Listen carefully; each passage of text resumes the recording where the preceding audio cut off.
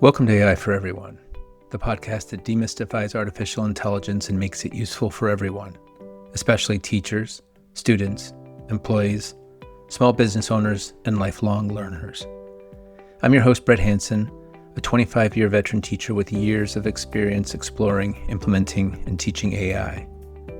As a Google and ISTE educator, I'm here to help you navigate this quickly changing world with confidence, curiosity, and a focus on ethical, practical use. Each month, we'll explore AI from 4 different perspectives important to everyone. So whether you're new to AI or ready to level up, you're in the right place. Let's get started. There are few moments when a new idea or technology feels less like a gentle current and more like a tsunami building on the horizon. You can feel the power in it, the immense potential, but also a sense of unease about its size and speed. For many of us, that's what AI feels like. It's exciting, but it's also concerning. Today, on our AI in Focus episode, we're going to dive deep into a book that perfectly captures this feeling. It's called The Coming Wave: Technology, Power, and the 21st Century's Greatest Dilemma. And it was written by someone who has been standing right at the heart of AI since the beginning, Mustafa Suleyman. Suleyman isn't just an observer. He co-founded DeepMind, the pioneering AI lab now part of Google, and he's currently the CEO of Microsoft AI. He's been helping build these incredibly powerful systems, and his message is one of urgency, complexity, and profound importance for all of us. He argues that we are standing at the edge of an era defined by the convergence of 2 monumental forces: artificial intelligence and synthetic biology. And just like a literal wave, these technologies hold the power to create and nurture, to bring unimaginable prosperity, but also to unleash the destruction if we don't learn how to navigate them with wisdom and foresight, if we don't learn how to control them. And we must start now. For thousands of years, the human story has been one of harnessing nature and building tools to amplify our own abilities. We learned to make fire, to farm the land, to build machines. And each of these moments was a wave of innovation that restructured and reshaped society. Think about the printing press, the steam engine, or the internet. These were what economists call general purpose technologies. They spread everywhere, transform almost everything, and eventually become indispensable parts of our world. This is where Suleyman's argument points to a new problem. He argues that this coming wave of AI and synthetic biology is fundamentally different from all the ones that came before. And he points to 4 unique characteristics that make them unlike anything we've ever had to manage as a species. First, there's asymmetry. These tools give a disproportionate amount of power to individuals and small groups. Think about it. A single person or a small dedicated team could soon have capabilities that were once reserved only for nation states. Think of terrorists. Think of overly ambitious politicians. And unfortunately in America, think of mass shooters and people who have lost touch with reality. It's scary. The second characteristic he calls hyper-evolution. These technologies aren't just getting better. We can all see it all around us every day.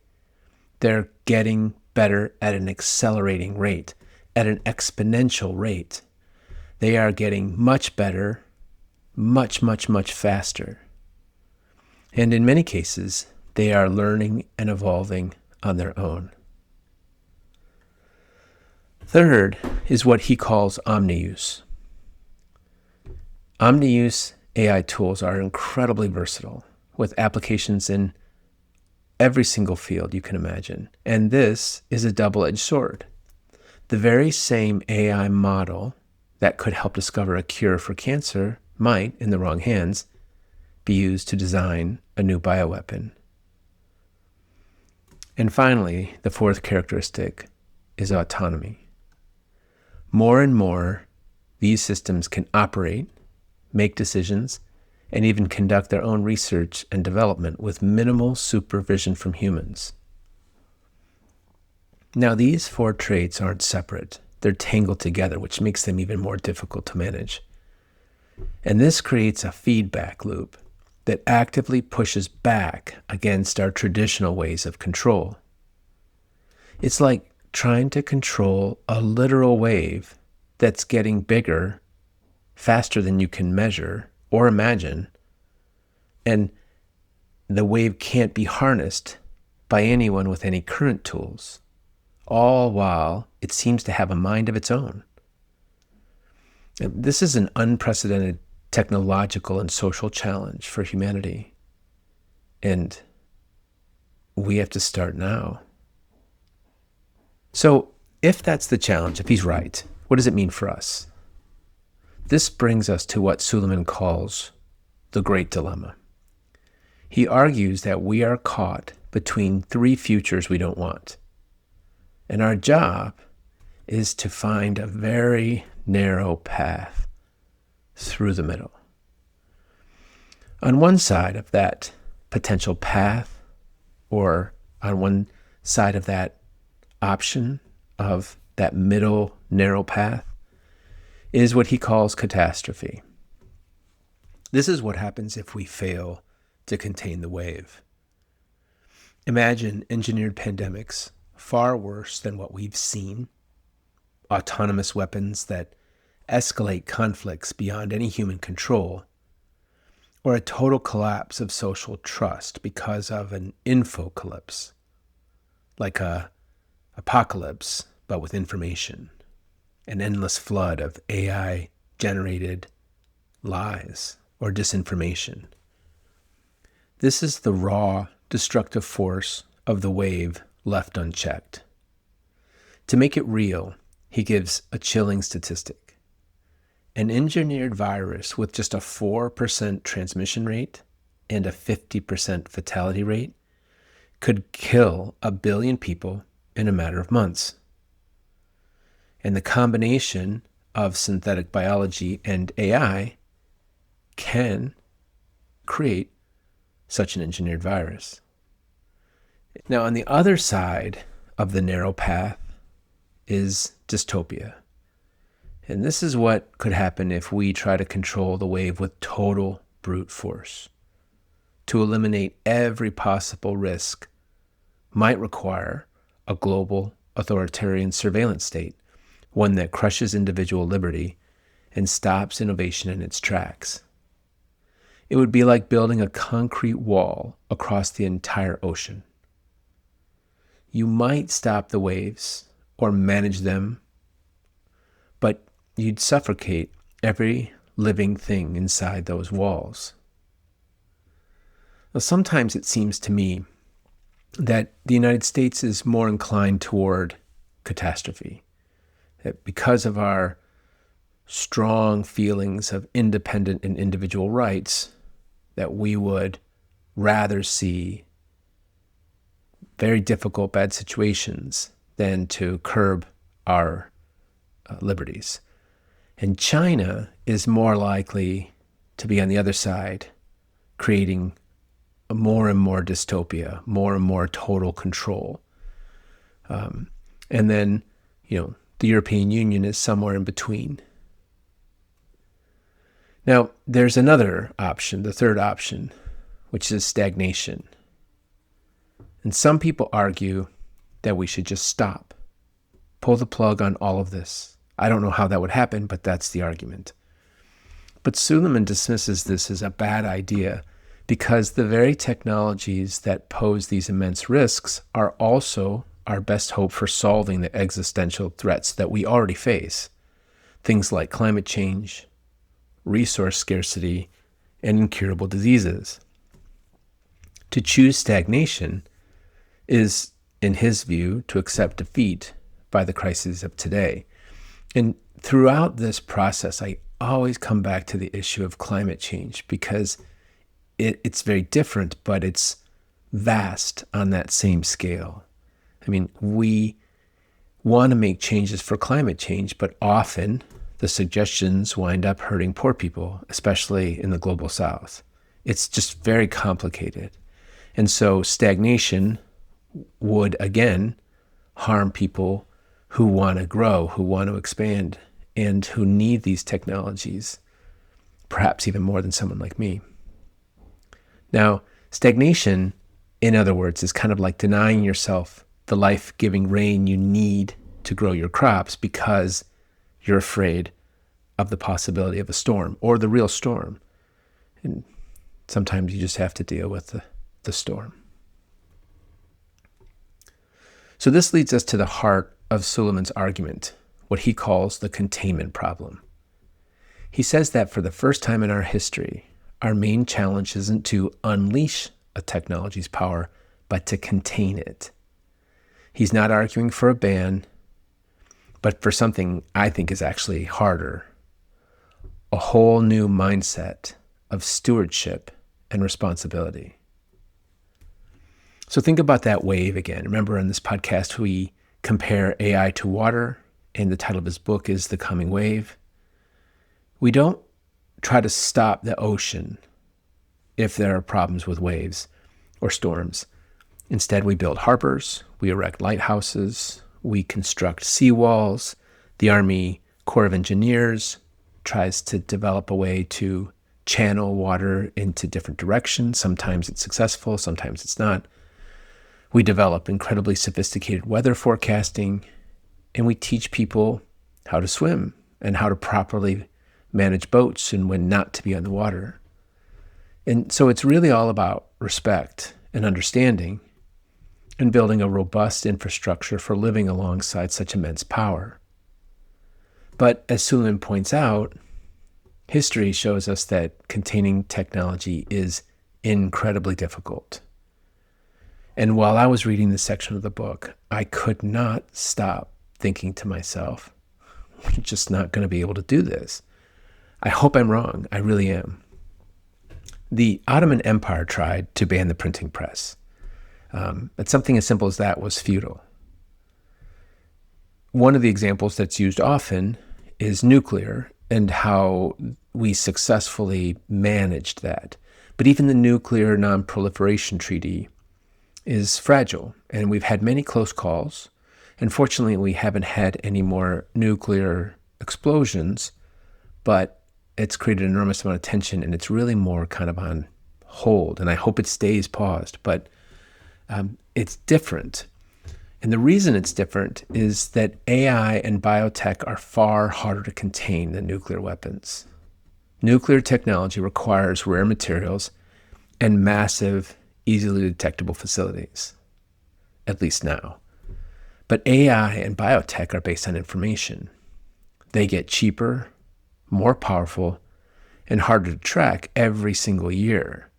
One of the big stories this summer has been the incredible drop in the cost of actual AI work. Now, at the same time, companies and people are using AI so much more, it's still a very expensive part of society, but the actual cost to run a certain process has dropped dramatically. Biotech and AI are getting cheaper, and that's a good thing, but that makes it available for more and more people. The tools are digital, they're diffused, and unfortunately they can be developed by anyone almost anywhere. And this makes it much more difficult to control than something like nuclear power or nuclear explosions. A huge obstacle to solving this containment problem is a psychological bias Suleyman calls pessimism aversion. This is our collective human tendency to downplay, ignore, or outright reject negative scenarios, especially in the worlds of technology and policy. And I'm embarrassed to admit that when I read this, I knew immediately that this described me. I am an optimist. I'm a positive person. I enjoy life. I'm happy. And I'll often just push aside things that I can't influence. And that's not going to work with this current situation. It's always easier and certainly more profitable to focus on the amazing upsides and believe that any problems can just be fixed later. We see it all around us in American society. We see it in our schools, we see it in our businesses, we see it in the environment. But this bias prevents us from doing a clear-eyed, honest assessment of the real risks. It's like standing on the beach admiring the beauty and strangeness of a powerful tide being sucked out to sea while refusing to acknowledge the possibility of a tsunami. I'll never forget watching the footage of the tsunami arriving in Indonesia when those people were all on the beach, and many of them were just amazed at how the water was just rushing out to sea, and they walked out further and further and further, and only after it was too late did they realize that that was a tsunami on the horizon. And the person I remember the most was this woman who had finally turned and started to run. She looked like an older woman, and she was just enveloped. So we can't be seduced by the positives and reject the negatives. So what's his solution? He lays out a comprehensive, multi-layered 10-point plan for containment. And these aren't separate ideas that can be implemented differently. They're interdependent strategies that all have to be pursued at the same time. Now, I'll just mention a few. If you really want to understand all of them, you either have to do a far deeper research or read the book yourself. The first, or it's not in order, but one of the important ones that's easy to understand and remember is he calls for a massive investment in safety research at the level, he says, of like Apollo level investment. When the United States was stunned and shocked that the Russians had launched Sputnik and that they had taken the lead in the space race, they invested whatever was necessary in the Apollo program to move us toward getting a man in space and getting a person on the moon. So he thinks that if we're going to pour billions into making these systems more powerful, we have to pour even more into making them safe. He calls for independent audits with verification, where third-party regulators have full-stack access to check the safety of frontier AI models. Full-stack access just means that they can see all of the components in the process. And this speaks directly to one of our core ideas on this show. We reiterate over and over again to always check your sources, the process. The R in swimmer is to review results, and it applies to everything. But it's much simpler, really. It comes down to 3 words: never trust AI. I use AI on an almost daily basis now, but I never trust it completely. And we shouldn't do that with our large AI systems that are going to be such powerful influences in our society. He also proposes managing what he calls choke points, like regulating access to the advanced semiconductor chips needed to train massive models. I don't fully understand the government's position right now, but it seems like we're heading in the opposite direction with this. And critically, he says governments must urgently build their own in-house technical expertise so they can actually understand what they're trying to regulate, instead of just relying on the industry to tell them what's going on.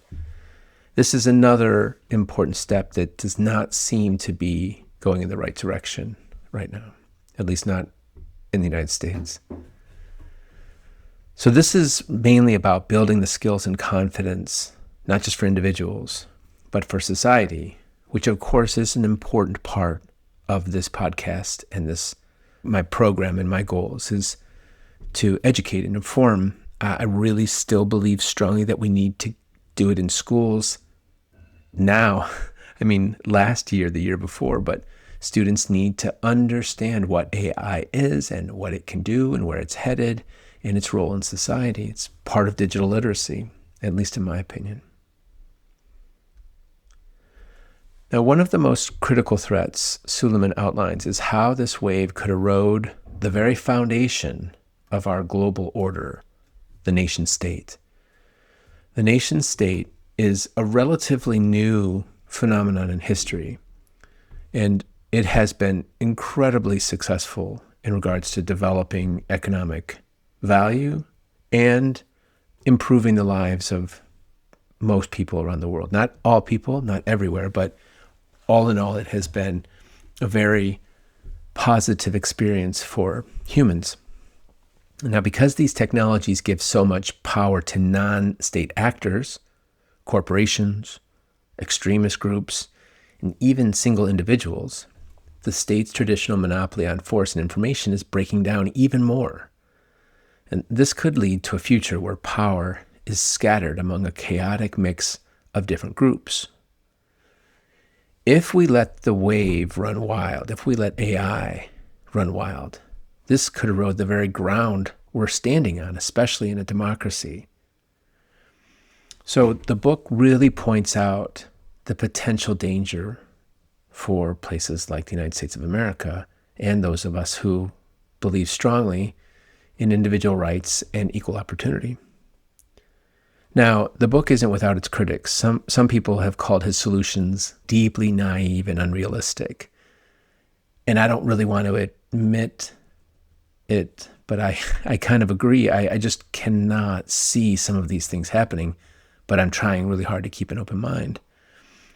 One critic called it a utopian dream, which I think is going too far. I don't think that he's striving towards any kind of utopia. It is really more trying to maintain something close to what we have now. And some other critics have questioned some things that I think are valid. Can we really get global agreement on regulating these technologies when countries are in such fierce competition? I don't see it. And part of his plan requires that there's global connection and agreement on certain things. Can we align corporate incentives with the public good when the drive for profit is so powerful? The amount of money that's pouring into AI and the investments are, I think, unprecedented. It's astounding. And some people think that shows that it's a bubble. I'm not sure. We'll see. Now, Suleyman acknowledges these criticisms head on. He admits how immense the challenge is, and he writes this unforgettable line, which I think sums up his understanding of how difficult this is going to be, but also how important it is. He says, quote, "Containment is not, on the face of it, possible. And yet, for all our sakes, containment must be possible." Now, this book isn't an easy read, and it's definitely not a comforting one, but I believe it is an essential one. Suleyman's goal isn't to create panic, but to force us to overcome our pessimism, aversion, and galvanize us into action. He's calling for us to mature in our relationship with technology, to move beyond just being creators and users, and to become truly responsible stewards. And he's right. The coming wave is here.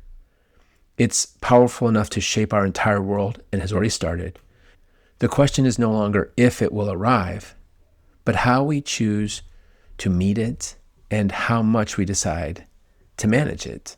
And this is our work here at AI for Everyone. This is why we focus on moving from becoming a sunbather on the shore, indifferent to what's going on, to a beachcomber, someone who's interested, to a swimmer, someone who's using it dynamically and intelligently, to a snorkeler who's understanding the underlying workings of AI, and then maybe even a diver, somebody who really understands it and can build systems. We have to build the experience, skills, and confidence to navigate the dangerous waters of AI, or we will be pulled under. We have to decide, will we be overwhelmed by the wave, or will we learn how to minimize the damage and danger while harnessing its incredible power for good and for our own personal growth? This, as Suleyman says, is our generation's greatest dilemma, and it demands our immediate and sustained attention. Now, Suleyman recently published an article just a few weeks ago in August, and it's called "We Must Build AI for People, not to be a person. It focuses on this new phenomenon of AI that is seemingly conscious, or that it will soon be seemingly conscious. So this is sharpening his warnings about containment into an even finer point, shifting from the external threat of misuse to the internal psychological risks of the technology itself. And this is showing how even more complex the issue of AI in our society is. Now, it's important to note that in this article, which is available on his blog, and I will put the link in the show notes, he's not talking about AI actually becoming conscious. There are people who want to do this and believe it will happen, but that's not what he's talking about. He's warning about what he calls, quote, seemingly conscious AI systems that don't really possess real feelings or real self-awareness, but can imitate consciousness so perfectly that we start to believe they do. This leads to what's being called AI psychosis, a phenomenon where people form intense, unhealthy attachments to chatbots. They begin to see themselves as companions to these chatbots, and then the chatbots as friends, and some as even divine beings. And these people, there's no other way to say it, but they're losing their grip on reality. Suleyman writes, quote, "My central worry is that many people will start to believe in the illusion of AIs as conscious entities so strongly that they'll soon advocate for AI rights, model welfare, and even AI citizenship," end quote. And he calls this a dangerous turn in AI progress. There have already been employees in the major labs who have started arguing for this. One of the first ones was fired for drawing negative attention to his company. But now there are more and more people who are talking about preparing for this just in case. And so clearly it deserves attention now. This stuff isn't science fiction. When the company, OpenAI, recently tried to retire one of its popular models, there was a public outcry from users who felt like they were losing a friend, and the company quickly reinstated it. When ChatGPT 5 was released, there were all kinds of complaints because it wasn't as personable as the previous models, and people were upset. So Suleyman argues this puts us at a critical juncture. The goal, he insists, must be to create tools that serve us, not tools that mimic us. In his own words, quote, "We must build AI for people, not to be a person." So this calls for urgent conversations about putting guardrails in place, like clear disclaimers and collaborating with mental health professionals in order to protect the most vulnerable people. And for me, this is clearly an issue that has to be talked about now for schools. We can't ignore AI in public schools. We need to talk about it because it is potentially dangerous for students.